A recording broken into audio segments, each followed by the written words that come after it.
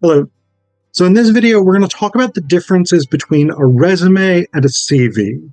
I had gotten a request to make this video. It's not always necessarily clear what separates a resume and a CV because basically they do the same function within job application materials. So these are basically a list of your qualifications for the particular job that you're applying for, right? So they're laid out. Catalog style is really I think a pretty good way of explaining it. And I've actually done in-depth videos on resume design before. I'll put some links down in the description below. But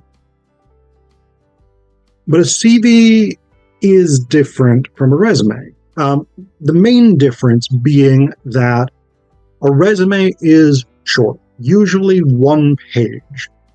Almost never do you want to exceed a single page with a resume. CVs, on the other hand, can be quite long. I think mine is currently up to 8 or 9 pages. We'll take a look at them in just a second. But basically, they do the same type of job. They lay out your professional accomplishments. So things like education, work experience, maybe publications if you're an academic, leadership experience, volunteering experience, whatever makes the most sense. But a CV has a lot more information because it's not limited to a single page. So that's the basic difference between them. But there's some other differences that are important as well. So one other difference that I'll go ahead and mention right now before we look at a couple of samples. CVs are, for the most part, to the best of my knowledge, only used by academics, people who work in higher education, teaching and research mostly. There's a couple of other contexts in which you might be asked for a CV, but for most job applications outside of higher education, they're going to be looking for a resume. So again, that's one page.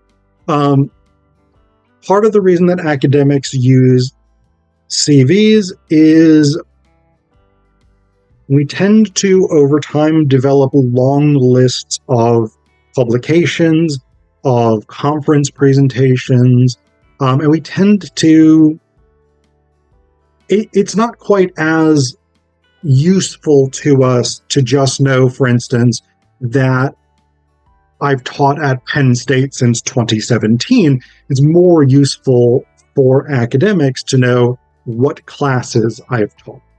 So there are specific types of details that you would really want on a CV for academic purposes, at least, that for the most part, people who want a resume aren't that concerned with. That's a broad generalization, but that's part of the reason why a one-page resume is the norm for most hiring situations. If you're not going into higher education for your career, first off, you're probably making a smart choice given the nature of the job market right now. But the only other context where I think you would really want to have a CV would be if you're going to graduate school. Sometimes graduate schools, depending on what the program is, they will want a CV. That being said, even if you're focusing on your resume, I do recommend keeping a master resume, which would look more like a CV. Basically, it would have everything you've ever done documented on it, so that when you go to create a resume for a specific application, a specific purpose, you can pick and choose what information is going to be most fitting, most appropriate for that application. So all of that preliminary stuff out of the way, let's take a look at a couple of documents here. So I'm going to go ahead and share my screen. Let's see what pops up first. Okay, so this is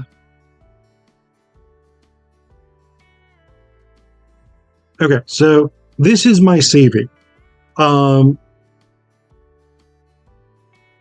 You know what? I'm going to start with the resume, actually. Come on, take me to the resume. Okay.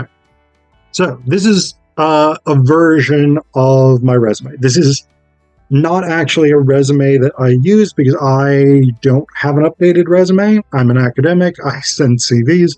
But this is a model of a resume that I created to teach a business writing class. So what you've got here, again, this is fairly basic, sort of one page type stuff. Contact information up at the top. This structure, by the way, is based on the template that Penn State's Business College, the Smeal College of Business, recommends or used to recommend. I think they've updated. Doesn't matter. You don't have to set it up like this. The point here is not this is what a resume looks like. You have to follow this format. The point is going to be here's how you want to block this information on a resume. So the first thing, contact information. At a minimum, you want your name, email address, phone number, probably. Physical addresses are not quite as important anymore as they used to be, but that's still a standard part of contact info, so it's not bad to have. But you want contact information up at the top. That's going to be the same with a CV, right? If we go over to my CV, same thing, contact information,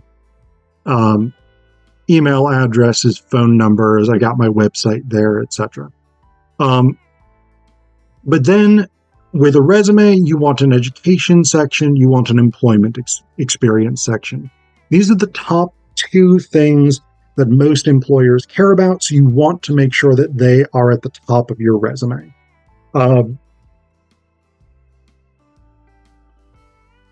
These should be fairly brief sections. And again, I've done a video on resume design that tells you much more about all of this.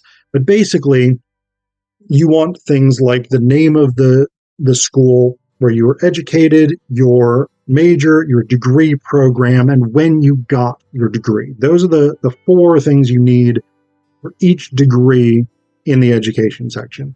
Same basic kind of thing for employment experience. What's the name of the company? What was your position? When did you work there? The other thing you will want in employment experience is these bullet points. These bullet points give a very basic overview of what you did in that job. And these tend to be fairly broad. You want to be as detailed as you can, but they tend to be fairly broad in terms of what you actually were doing. These are summaries. Now, this is a place where you get a different approach between a resume and a CV, right? So if I go over to my CV, you can see the education section is much, much longer on the page. And I've actually condensed the length of my resume. I've taken out a lot of extra spaces between entries. So this is shorter than it used to be. But I've got the same basic information. The degree program, the major, the name of the school, when I graduated. But I've also got additional information, particularly about my thesis or dissertation advisors. I've got some other stuff, achievements, etc., under my bachelor. So you can add additional stuff here because length is not as much a factor. I'm going to go ahead and scroll down to show you my work history, which in this case is teaching experience. So when you're on the resume, right, this is my entire employment experience section. The most recent 3 jobs that I've had, my professional teaching experience. We got a third of a page here. Again, everything is very concise. We've got general bullet points. Whereas with my CV, we got all of this. This is about a page of material here. And what we're getting, in addition to that information about the job title, the name of the university, and when I worked there, we're getting the names of courses that I taught, the number of sections, and then in this case, which sections were taught online, because that's a different type of teaching. And so all of this is about providing the reader with additional details that aren't laid out on the resume. And basically, every section is going to work the same way. I put here selected publications, and I've got 3 entries on the resume. But my publication section starts here on page 1, and between my book chapters, journal peer-reviewed articles, minor publications, and reviews, it goes down to about just over the halfway point on page 4. So again, this is a lot more detail, and it's broken up in different ways than what you get on the resume. The resume is very basic. It hits the high points. These would be the thing. Actually, when I made this, these were just the most recent publications, and my book, obviously, my most important publication. But you have to be very selective with the information that goes on a resume. This, again, it's 3 publications here rather than all of what I've got here. And there are places where I've been selective on the CV as well. Selected minor publications, for instance. I haven't listed all of my book reviews. I could do that, but I don't feel that it's that crucial. Selected conference presentations. Conference presentations hasn't even made it onto the resume. That's not a section here. Because for the resume, with the limited amount of space, I've decided that that's just not an important enough piece that I want to put it in there. So while there is, again, a degree of selection that goes into building the CV, especially with things like conference presentations, minor publications, things like that, where over your career, an academic will typically build up a lot of these. Like, again, this selected conference presentations section, this is about as long as the entire resume. It's about a page in length, and this does not include all of the conference presentations I've done. So that's another big difference between a resume and a CV. A resume has to be much, much more selective about what information gets put on it. And it's hard to say exactly what sections should go on a CV as opposed to a resume, in part because there's a wider range of things that academics may do as part of their professional experience. So things like education, research and teaching interests, publications, conference presentations, those would be pretty standard. Teaching experience is going to be pretty standard. Service you will have probably. I've broken it up between service to the profession, service to Penn State University, service to the community. Selected theater work. This is not something most people will do, not something most people will have, but I do because of the scholarly work that I do. So theater work is relevant to the scholarship that I do. Other people may have creative work. They may have business experience. They may have grants that they've applied for and won. They may have lists of thesis or dissertation projects that they've supervised, stuff like that. Different academics do a lot of different kinds of things. some of which you will want to put on your CV, some of which you may not care about, but you would want to make that choice. Another thing you will typically have is awards, honors, or fellowships, or some version thereof. You may also have that on a resume. An awards or honors section is pretty standard on resumes. And then often, but not always necessarily on a CV, you'll have a list of memberships of professional organizations that you're part of. And this shows your sort of broader engagement with the scholarly community.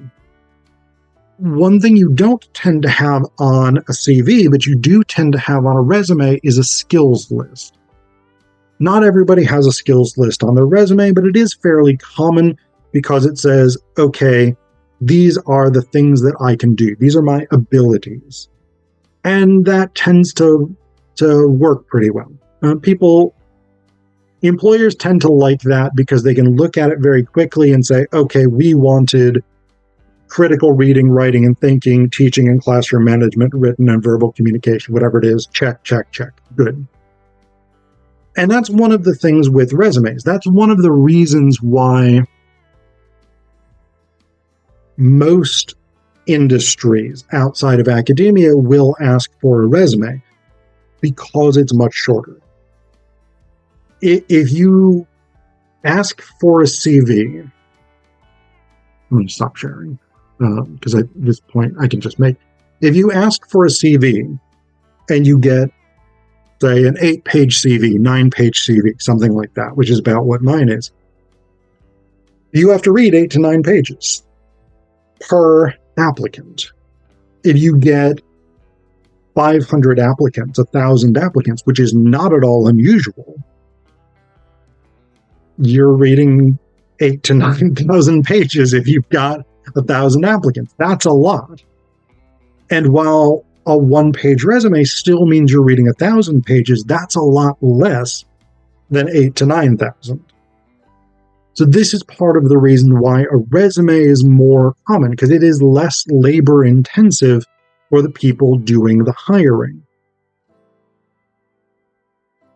It also means that because you have less space, you have to be more selective about what's on there. And so you, as a person writing the resume or writing the CV, writing the resume, really, you as the person writing the resume need to figure out, okay, exactly what is going on this resume and why. CVs, you do that as well, right? Again, selected conference presentations, selected minor publications, whatever it is. But you have to be less selective. There is less pressure to condense everything as much as humanly possible. And so a CV gives you more options. A resume forces you to make harder choices. But a resume is also going to be a lot easier for a potential employer to read. And so along these same lines, I would typically recommend, if an employer says either a resume or a CV, and if it's a non-academic job, if it's an academic job, turn in a CV.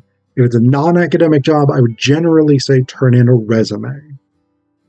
For the most part, non-academic jobs, even if they give you the option of a CV, which will tell them more details about you, go for a resume, because then they have less reading to do.